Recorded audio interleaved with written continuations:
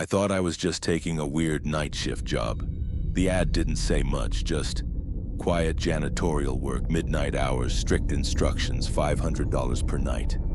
I'd been unemployed for weeks, rent was overdue. I told myself it was worth checking out. The reply came fast, too fast. No phone call, no interview, just a message. You've been hired. Arrive at 12:20 a.m. sharp. Do not come early. Do not be late. Odd, but the pay was too good to pass up. The church was hidden deep in the woods, far from any roads or towns. No lights, no signs. Just a cold stone building rising out of the dark. I almost turned around, but something about the silence pulled me in, like the trees were holding their breath. I found a stone cross near the door. The message had told me to check beneath it. Sure enough, a key, freezing cold like it had been buried in snow. The lock turned with an eerie smoothness. No creak, no protest, just silence swallowing me whole as I stepped inside. The air was heavy, not musty, not old, just thick, like the church was holding something in, or trying to hold me there. Candles flickered dimly in the hallway, though I hadn't lit any. At the time, I figured someone had been there earlier, a caretaker maybe. The main hall was full of wooden pews, all perfectly aligned. I started dusting, quiet work, just like they said. Then I heard footsteps behind me, deliberate, soft, just one set. I turned around, no one, but a chill crawled down my spine, not just fear. The temperature had actually dropped. I remembered the second message, the one I skimmed, thinking it was just safety rules. If the temperature drops suddenly, stop, close your eyes, do not speak, do not move. I froze, eyes shut. Something brushed past me, not wind, not air, something living. I held my breath. Then it was gone. In the side room, I found a row of unlit candles, 17 perfectly placed. A small note lay beside the matchbox. Light exactly 17, no more, no less. I counted again, then lit them one by one. At candle number 9, the flame danced violently, like it was resisting. At 13, I heard whispering. By 17, the whispering stopped, and everything around me fell unnaturally still. Even the flame stood still, not a flicker. My phone buzzed, a message, no number. Good, proceed to the ritual chamber. There was a hallway I hadn't noticed before, narrow, claustrophobic, like it had been carved out of the building long after it was built. Halfway down, a wooden door creaked open by itself. Just a few inches.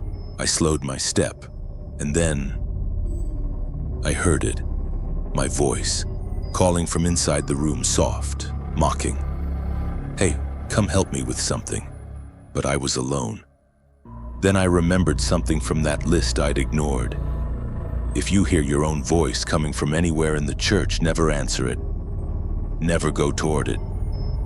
I backed away slowly, eyes locked on that door. It closed gently on its own, like satisfied prey retreating. The ritual chamber was colder than the rest of the building. Stone walls, a small altar, incense holders already laid out. Everything prepared like someone was expecting me. There were 3 vials of liquid, 3 sticks of incense, and 3 glowing coals. I didn't know what the ritual was, but the message had said, prepare the Trinity offering, 3 waters, 3 incense, 3 coals. Do not substitute, do not alter. I arranged them carefully. And just as I placed the last item, every candle in the church snuffed out. Instantly, like something had breathed them all away at once. I was plunged into darkness, and in the silence I heard breathing, close behind me. And then, above me, something crawling along the ceiling. I didn't run. I couldn't, because I felt it. The weight of eyes, watching, judging. My phone vibrated again. Stay until 2 a.m. If you try to leave early, the door will not open. I checked the time. 1:13 a.m. 47 more minutes, so I sat, in the cold, in the dark, with whatever else was in there with me. I must have nodded off or dissociated, because when I opened my eyes, the candles were burning again, but the flames were green. Pale. Still. They didn't flicker. They stared. I decided to leave anyway. Screw the message. I was done. I made it to the main door, turned the key. Nothing. It didn't budge. I stepped back, looked around. The pews were different now, rearranged. The stained glass windows no longer showed saints or angels. They showed faces, blank, wide-eyed faces, watching me. And from the ceiling, the crucifix was slowly turning. I nearly screamed. Then a sound came from beneath me, a low hum, a vibration, and a door opened beneath the altar. I should have run the other way, but my feet didn't listen. I went down. The stairs led to a hidden crypt, one that shouldn't exist. It was ancient, wrong, like it was built not by humans, but for something else entirely. In the center, a cloth-covered object sat on a pedestal. I knew I shouldn't, but I pulled the cloth.